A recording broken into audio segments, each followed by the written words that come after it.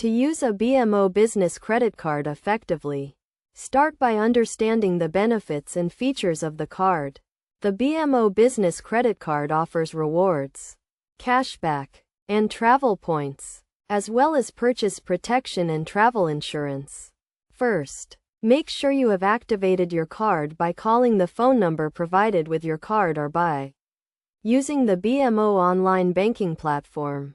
Once activated, you can start using your card for business expenses, such as office supplies, travel, and equipment purchases. When making a purchase, simply present your card to the merchant and sign the receipt to confirm the transaction.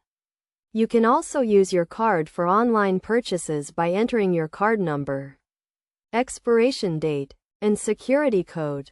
To manage your account, log into your BMO online banking account or use the BMO mobile app. From here, you can view your transaction history, check your balance, and make payments. It is essential to make your payments on time to avoid interest charges and late fees. To maximize the benefits of your BMO business credit card, use it for all your business expenses and take advantage of the rewards and cashback offers. You can also use the card to separate your business and personal expenses, making it easier to track your business spending and prepare your tax returns. Additionally, consider setting up automatic payments and alerts to ensure you never miss a payment.